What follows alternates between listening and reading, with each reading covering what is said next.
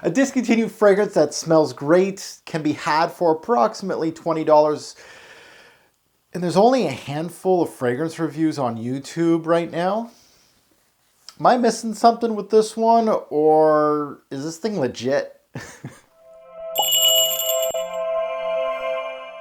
What's going on, YouTube fragrance family? Welcome to another Robes 08 fragrance review. Today I'm going to put my nose on the house of Fendi and their return into the men's game with this one, the Fendi pour Homme. Let's delve into it. the Fendi hit the shelves in 2012. Bottle sizes are the 1.7 ounce, which is the one you see here, and the bigger bottle, the 3.4 ounce. Concentrations eau de toilette. This is the original the Fendi, but there are two flankers, the Aqua and Assoluto. Pricing, it highly varies now because of the discontinuation of this fragrance. You can find it for $20 and upwards to over $100 online because of it. So do your research, but I highly recommend a threshold for this one, 15 to $30 right now. I wouldn't pay any more than that at the moment. Now, before I get into the meat and potatoes of the fragrance review, I'd like to thank my partner, FragranceX.com. You can utilize my sweet code ROBES08 and get 15% off on this particular fragrance or anything on the website. I highly recommend, if you've been kind of sitting on this fragrance or the Assoluto or even the Aqua from Fendi. This thing's discontinued, as I just said earlier, and it's time to snatch it up. The price ain't gonna get any lower than it is right now, especially Fragrance X. They did have some of these for $20, and the more people grab them, the higher the price goes. So definitely look out for this fragrance. If you are mildly interested right now, it's time to strike while the iron is hot. Let's get into the noses behind this fragrance. We got three noses behind this fragrance. Usually that's meaning either a failed project or something has went wrong. Not all the time, but let's get into the noses. So we have Benoît Lapouza et Delphine Lebeau. We also have, in collaboration with François Demachy of course, Christian Dior fame. So François Demachy, of course, well known in our fragrance community. Now let's get into the notes. Let's delve into what this thing's gonna start smelling like. So the introduction, we have very fresh notes: bergamot, mandarin, and basil. In the mid, we got some spices and some woods here. So we got cardamom, pink pepper, geranium, and cedar. And in the base, we got the big boy notes, the leather, the tonka bean, and the patchouli. So that leather and tonka bean combo is very important because they are huge in this fragrance. And that goes to the major notes, to this nose right here. This is the leather suede-like base of a fragrance. Used of a lot of tonka here and cardamom. So these are three notes I would have to say in the past 5 to 6 years have been widely utilized in our designer men's fragrance game. So very much a popular notes in this fragrance. And you're going to smell that very, very modern fragrance. It smells like a lot of stuff that has been coming out. It can be its downfall, and it can be a good thing, especially for the price that you're getting it now. Group, this is a spicy, woody fragrance. Now, looking at my application for the Fendi, one on the chest, two on the neck, so one here, one here. Now I'm wearing a long sleeve shirt, but I got my sleeves rolled up, so I'm gonna go in inner elbows.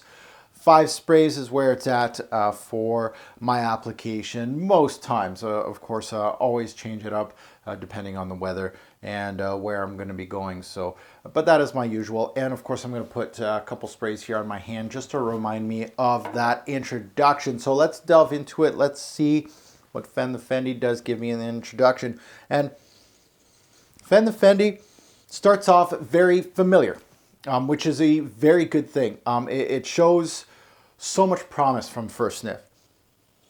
It's spicy, she's sweet, and she opens up with a semi-citrus affair. The citruses hit your nose immediately. Those things are going to die down so quick, you won't even know what's hitting you.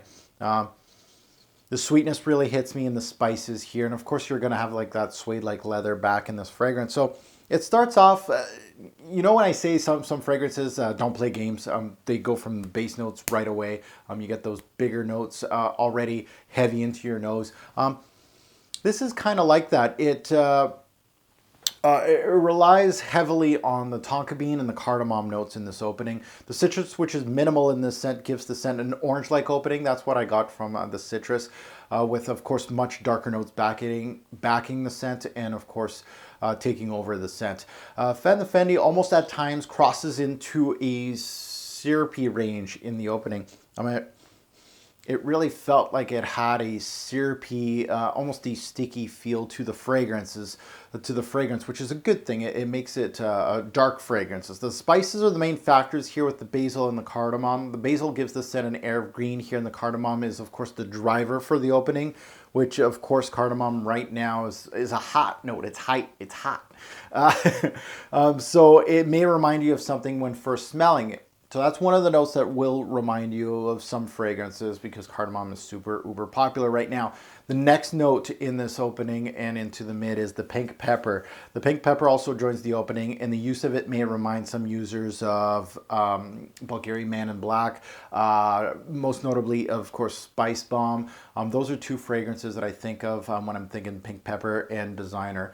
I think the one thing with Fendi versus most of those top sellers that I just named is, first of all, this did not sell as well as those, of course. Spice Bomb, a top seller, of course, is because the opening of this fragrance I felt wasn't as big or as punching as those fragrances. It wasn't as, I don't want to say as sexy as those fragrances, but it just wasn't as full. It really, Spice Bomb, when you first apply it, it really has that factor that's in your face.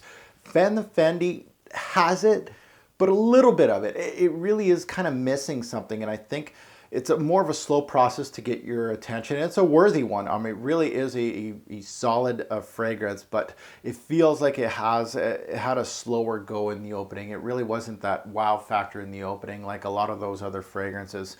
I know that YouTube reviewer Cuba Knows mentioned that this one smells like port wine, and immediately when he said that, I was like, yep. It smells like Burberry London a little bit. It's got a little bit of Burberry London sprinkled with some little bit of Spice Bomb in here, and then some CH Men coming in. So those are, of course, three fragrances that are really popular in our fragrance community. And this is exactly what this type of fragrance is for. So someone that has like a collection like yours truly over here, this thing's not really going to stand out. But for me, again, with a collection like this and a channel like I have, I want to let you guys know that this thing's solid, but it's not something for a collector like myself. I don't know. I've got fragrances that do this kind of stuff, and they may be doing it better. So that's one of the things and one of the drawbacks from Fendi, and maybe that's why it didn't sell so well. Now, going back to this fragrance, because I'm trailing off, let's get into the dry down of the fragrance. The movement, I'm not going to say linear, but there is, it goes more into the leather, less about the cardamom, more about the spices, the leather, and of course the vanillic backbone that it's going to give it from the tonka bean. The leather note in here is very much a suede-like, and it reminds me of a mid-tier designer fragrance like CH Men from Herrera, but not as sweet. CH Men is super, super sweet. This one does have some sweetness to it, don't get me wrong, but not as sweet as CH Men. So it has some smoothness to the fragrance. The spices in Fendi do start burning off more into the mid to give way to the leather and tonka, and those are going to be your major factors more into the bulk of this fragrance. Of course, it's a leather-based fragrance. There's a bit of green patchouli, but not enough to sway away patchouli haters. So you're not going to get much patchouli in here. Again, leather, tonka, cardamom, and of course you do get some other secondary notes, but those are your major players in this particular fragrance. The one thing I can take away from Fendi is it smells much lighter than what I described, or how it sounds, or what you look at the note breakdown. There's a lot of darker notes in this fragrance, and it seems like it would be a very dense scent. However, I never felt on my skin, it never really felt that bulky of a scent, which can be its downfall because a lot of fragrance heads looking for this particular kind of scent may want something much bigger with a lot more punch to it. And that could be one of the reasons why it's downfall. Again, it makes it a little more versatile though, just because it's a little thinner as a fragrance. The development is fairly average, as I felt this one was a two-stage development, so not really linear, kind of average. I felt like Fendi is more of a playful scent, so I don't really see this as a work-appropriate scent, but it could be worn as a signature scent for cooler climates. Again, for teens out there, Don't worry about it. You can wear this at school, day, night, dates, things like that, going to the movies, stuff like that. This is kind of like a signature scent that you could be utilizing in your teen years. I would recommend this scent for teens, talking about teens out there, at the moment, just because of the price that you can get it. Now, you're probably going to have to buy it online because it's discontinued, and it's been discontinued for a bit. If you are a shopper online and you're going to these discounters, you're going to see this for 20, 30 bucks online. You can buy like 3-4 bottles and you're set for a long time. And it's a great starter to get you into bigger, bolder, and more expensive scents like CH Men and Spice Bomb, because they are a little more expensive than this thing. So it's kind of a stepping stone to those bigger, bolder fragrances.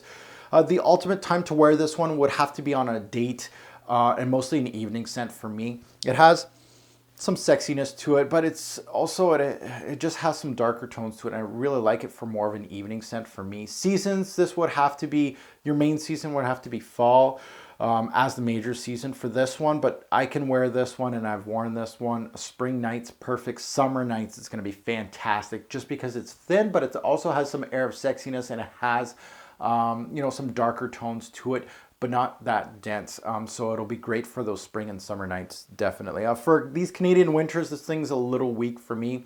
But again, we're not all in Canada, so it could be for your winter. Overall, Fendi, one of the best lighter leather designer fragrances on the market as far as quality and price point put together. As you may or may not know, Louis Vuitton owns Fendi and brought back Fendi in the men's fragrance game with this one. They released a few scents in the men's game, then decided to axe the whole line in 2015, including this one, the Aqua and the Assoluto. I blame poor marketing for this lineup, why it got axed and it didn't sell.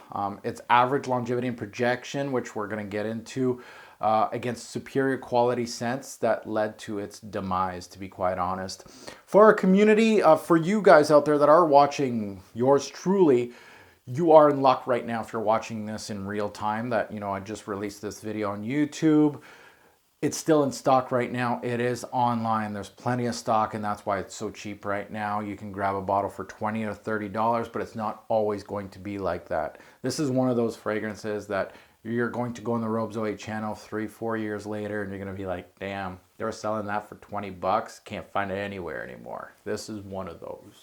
Let's close this fragrance review off with my rating system. Let's get into it. Projection, longevity, a little above average. Projection, 6 bottles out of 10, fairly average. This thing doesn't jump too much off my skin. Longevity, 7 bottles out of 10, a little better score. 5 to 8 hours, so a little weak as far as longevity goes on my skin. The compliment factor, 8 bottles out of 10. This one was fairly high. A lot of people love this on my skin, so it is a compliment getter in my eyes. If you're getting 8 or more as far as compliment factor, that means you're doing your job. Uniqueness, this is where it's going to get a lower score, 5 bottles out of 10. I think it pulls a lot of popular notes, du jour, cardamom, tonka bean, and of course that suede-like leather that's been popular since the 1 million days. It really is something that is not unique, so you may already have a fragrance that is doing this.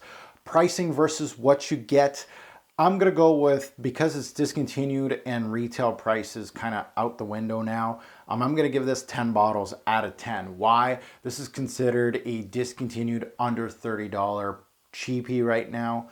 And if I had all the bottles that were under 30 right now in a bargain bin, and I saw this and I didn't have it, I'd probably snatch it up.